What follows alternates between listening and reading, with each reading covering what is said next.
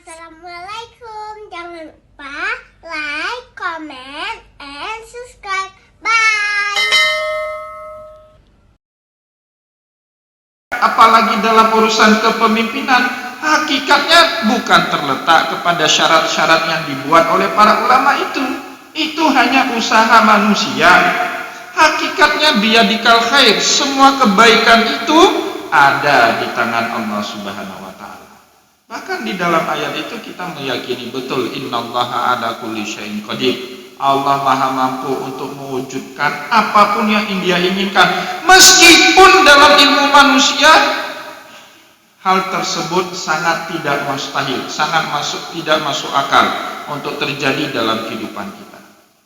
Nah, maka Bapak Ibu yang dimuliakan oleh Allah, kalau tadi kita merujuk kepada 5 syarat yang dibuat oleh para ulama tadi, salah satunya pemimpin umat Islam itu tidak boleh yang beda akidah. Pernah enggak satu masyarakat umat Islam dipimpin oleh orang yang berakidah berbeda dengan umat Islam? Pernah. Yang paling heboh kan pilkada DKI. Berat itu urusan. Tapi apa Allah tidur waktu itu? Allah tidur tiba-tiba terpilih Pak Ahok jadi gubernur gitu. Kan enggak, Pak. Allah kan sadar, hadir. Allah itu bangun. La ta'khudhuhu sinatun wa la naum. Tapi kalau Allah sudah berkehendak, apapun yang dianggap mustahil sama manusia terjadi itu barang. Manusia sering lupa hakikat. Terjebaklah dakwah-dakwi memperdebatkan syarat ini, syarat itu. Tapi dia lupa ayat itu ada dalam Al-Quran. Allah bilang kalian silakan berusaha, tapi hakikat kekuasaan itu ada di tangan Allah Subhanahu wa taala. Ayat ini kurang dipahami, kurang disadari, cuman dijadikan mantra bagi orang yang berambisi untuk di jabatan. Nah, ada orang yang ingin jabatan tiap hari ngamalkan ayat ini. Habis sholat baca 70 kali Qulillahumma. Tapi tidak dipahami. Sekuat apapun usaha manusia, kalau tidak ada restu sama Allah, nggak jadi itu barang. Tapi kita duduk-duduk santai saja, Bapak Ibu, nggak punya ambisi. Tapi kalau Allah sudah berkehendak, jadi itu barang. Contohnya apa? Pak Ki Haji Ma'ruf Amin. Tidak ada niat pun beliau jadi wapres. Yang mau jadi wapres itu kan Pak Mahfud MD.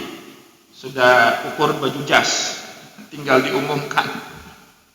Beliau lagi sholat, lagi ratib-ratib, la ilaha illallah.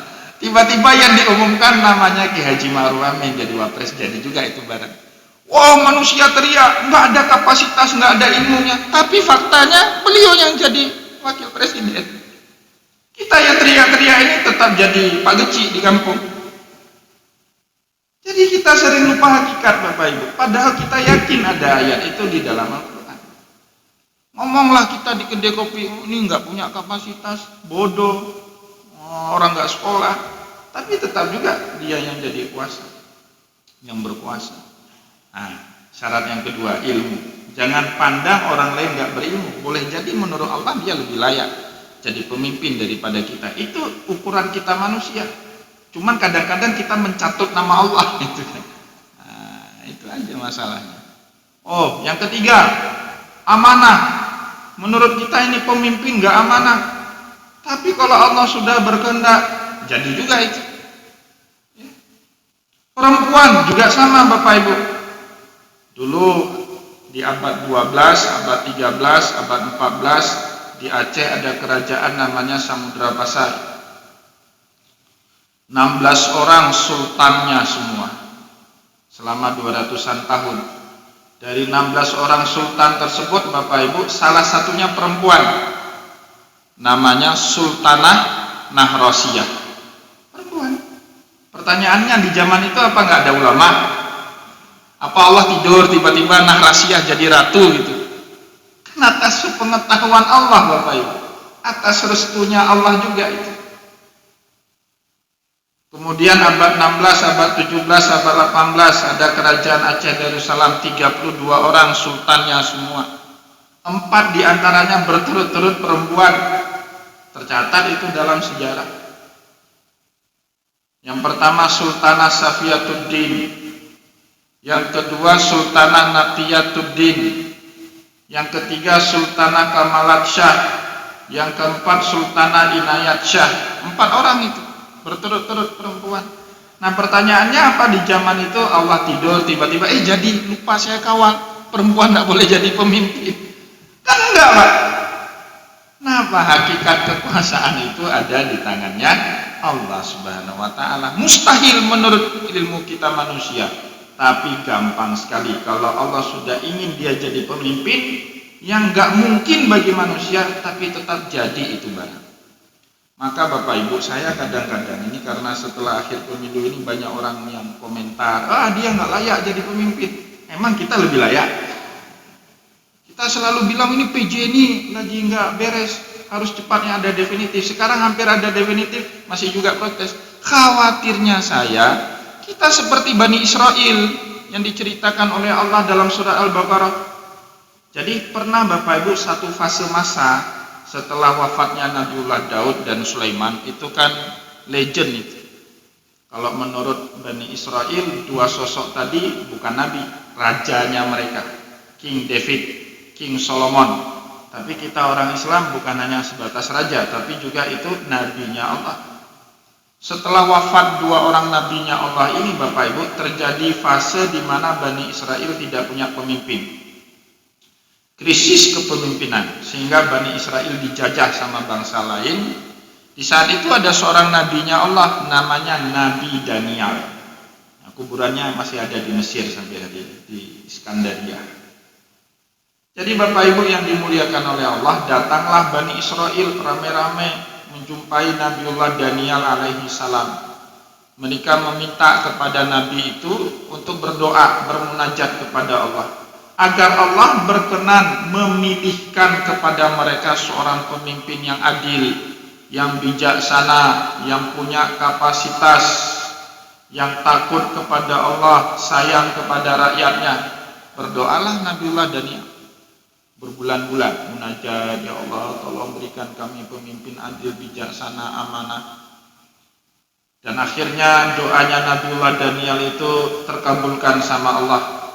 Wa qala lahum nabiyuhum innallaha qad ba'atsa lakum taluta malika. Berkatalah nabi mereka Bani Israel kepada Bani Israel umatnya, innallaha qad ba'atsa lakum taluta malika. Sesungguhnya Allah Subhanahu wa taala telah mengutus Talut menjadi pemimpin kalian. Itu yang minta Bani Israel, Pak. Nabiullah Daniel enggak latah-latah kali pun ingin doa sama Allah. Karena Nabi kan tugasnya beda dengan Rasul ya. Nabi itu ya menyampaikan untuk diri sendiri atau untuk umatnya, tidak punya kewajiban lebih daripada itu. Tetapi diminta ya beliau berdoa kepada Allah. Tetapi setelah Allah Subhanahu wa taala menunjuk Talut menjadi pemimpin, Bani Israel protes. Qalu anna yakunu lahul mulku alaina. Bagaimana mungkin Talut itu jadi pemimpin kami? Wa nahnu ahaqqu bil mulki minhu. Kami lebih layak jadi pemimpin dari dia. Walam yu'ta sa'atan minal mal. Dia kan enggak punya banyak duit seperti kami. Nah, khawatirnya kita ini jadi Bani Israel, Pak.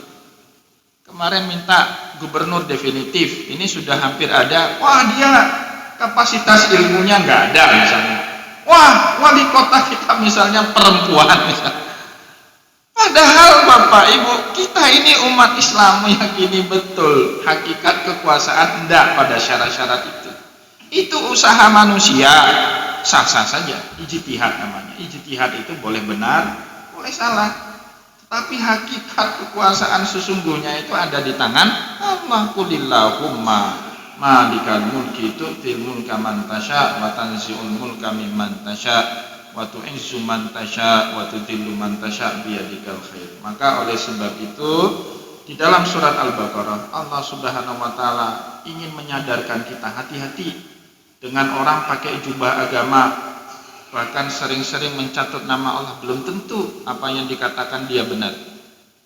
Kata Allah di dalam Al-Qur'an, wa minan nasi may yu'jibuka qawluhu fil hayatid dunya wa yushhidullaha ala ma fi qalbihi wa huwa aladul khisam. Banyak nanti dalam kehidupan dunia kamu akan menemukan manusia may yu'jibuka qauluhu fil hayati dunya. Kalau kita dengar ucapan dia, buat hati kita takjub, terpesona kita. Bahkan kata Allah, wa yushhidullaha ala ma fi qalbi. Orang ini tidak sungkan-sungkan, tidak takut-takut bawa-bawa nama Allah. Demi Allah, yang saya katakan ini benar. Jual-jual nama Allah, pakai jubah agama. Ini pemimpin yang gitu kan. Kan banyak kemarin Pak ya waktu kampanye.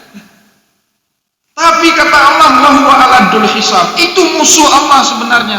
Bukan mewakili Allah, bukan mewakili Rasulullah, tetapi mewakili dirinya sendiri, demi kelompoknya sendiri, demi golongannya sendiri.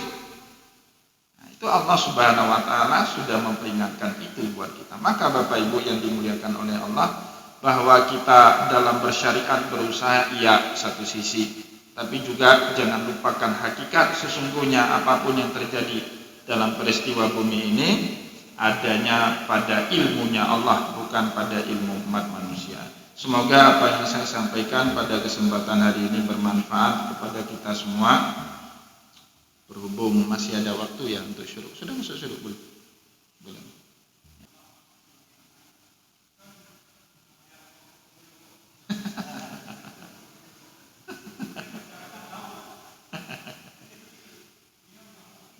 Bapak dapat kemarin?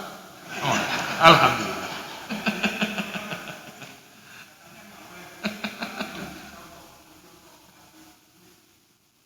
Kalau sogok menyogok kan sudah jelas hukumnya Pak. Sudah jelas hukumnya kan, ar-rashi wal murtashi finnar. Tapi saya tanya sama banyak masyarakat, bukan sama politikus, saya tanya sama masyarakat Pak. Oh itu bukan sogok Pak Ustadz, itu pengasih namanya. Jadi Bapak Ibu, saya punya langganan tempat beli kue pagi-pagi. Anak saya kan masih sekolah TK. Jadi anak TK itu kalau sekolah kan beli kue untuk bekal dia itu. Nah, jadi satu langganan tempat saya beli kue itu, ibu-ibu usianya 50-an tahun, punya suami stroke, lumpuh. Nah, di keluarga dia itu ada 5 orang, yang sudah ada KTP itu 4 orang. Jadi saya tanya, ibu dapat duit nggak dari salah satu paslon? Oh dapat Pak Ustaz, itu bukan sogok, itu pengasih. Nyan ben parum drone Pak Ustaz. Age dronyo kata dia itu. Ya dia ini saya cerita Pak, beliau ini rawahu penjual kue. Kalau kayak Pak Ustaz ini, kata dia, nggak kerja pun bisa tahan hidup 2-3 tahun. Ada tabungan kita semua Pak ya, ada gaji bulanan, ada tabungan, ada aset, ada bainah lagi. Nggak kerja 2-3 tahun masih hidup. Orang-orang seperti itu hidupnya harian Pak. Artinya apa? Kalau mereka hari itu tutup kedai, nggak jualan, pergi ke TPS ngantri lagi kan, suaminya stroke,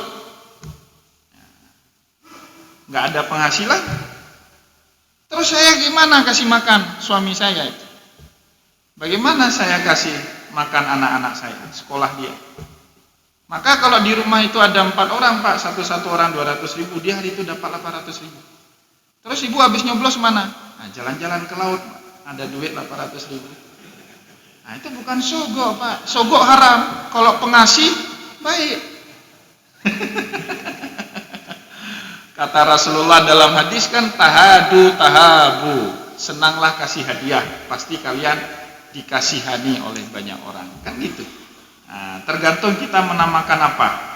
Kalau Bapak menamakan sogok, jelas. Riswah, suap, itu jelas Pak. Kata Rasulullah, ar-rashi wal murtashi finnar. Kalau pengasih, mubah. Bahkan banyak-banyak sunnah hukum. Nah, tergantung ini. Nah, Bapak nyebutnya apa? Kalau nyebutnya sogok ya haram.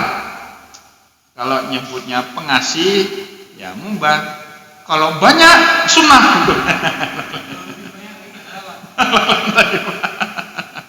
Kira-kira seperti itu Pak.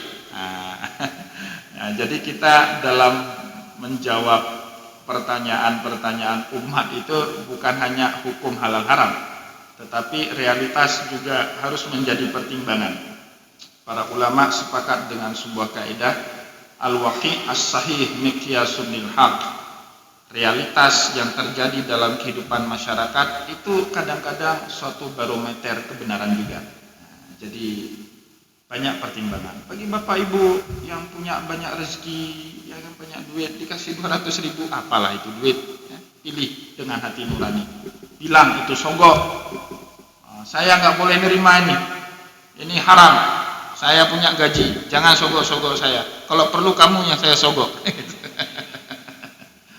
Tapi bagi masyarakat kita yang papa, hidupnya harian, miskin, setelah 5 tahun terpilih, sekalipun Pak Wali atau Bu Wali atau Pak Gubernur, sekalipun nggak pergi ke rumah dia, Pak, kapan lagi dia ngambil uang hak dia itu? Udah, jangan Bapak Ibu sebut sogok itu, bilang aja pengasih. Tanda kasih sayang pemimpin kepada rakyatnya itu. Nah, jangan bilang-bilang sogok. Untuk kita-kita ini yang hidupnya tahunan itu, bilang itu sogok, nggak boleh terima, haram. Seperti itu ya. Tergantung keadaan masing-masing. Udah, nggak usah tanya itu lagi, Pak Mul.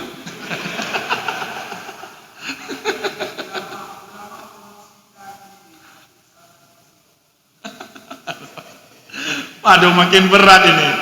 Makin terbit matahari makin banyak inspirasinya.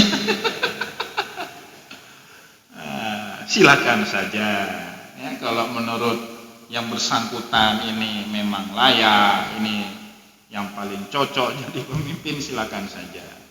Tapi bagi saya pribadi, Pak, baiknya urusan rumah tangga orang gak usah dicampuri oleh orang lain. Itu bagi saya.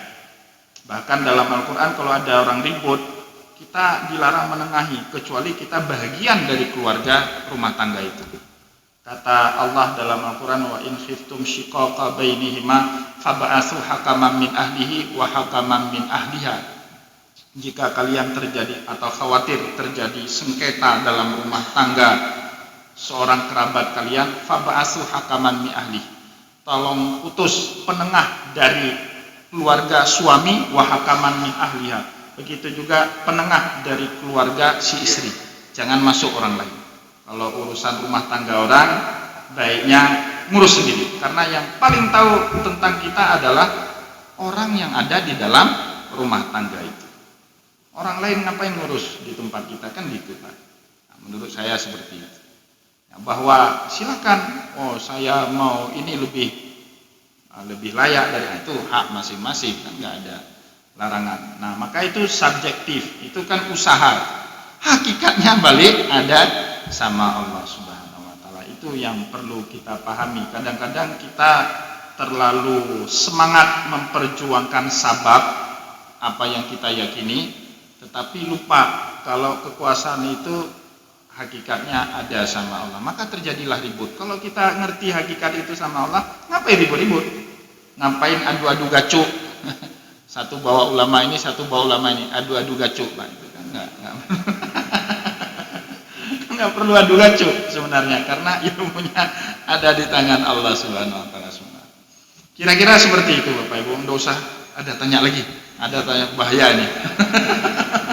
Makin nampak matahari makin banyak ide. Makin tercerahkan, Bapak Ibu. Nah, tadi agak lebih aman karena belum ada matahari terbit. Terima kasih, semoga ada manfaatnya Bapak Ibu kaum muslimin dan muslimat yang dimuliakan oleh Allah. Tentu juga saya mohon maaf kalau dalam penyampaian ada yang tidak berkenan. Yang baik-baik berasal dari Allah, dan tidak baik tentu dari kelemahan saya pribadi. Semoga bisa menjadi renungan bagi kita dalam memahami realitas. Kita manusia diwajibkan berusaha, tapi jangan pernah lupakan hakikat semua yang terjadi dalam kehidupan manusia sudah digariskan sama Allah. Sehingga Imam Ibnu Taimiyah mengatakan, Imam Ibnu Athaillah Skandari mengatakan, sawabikul himam la takhriku aswaral aqdar. Kemampuan manusia yang menggebu-gebu untuk menjadikan ini ini tidak akan pernah mampu menembus pagar takdirnya Allah Subhanahu wa taala. Wallahu muwaffiq ila aqwamit thariq wa nasrun minallahi fathun qarib. Wassalamualaikum warahmatullahi wabarakatuh.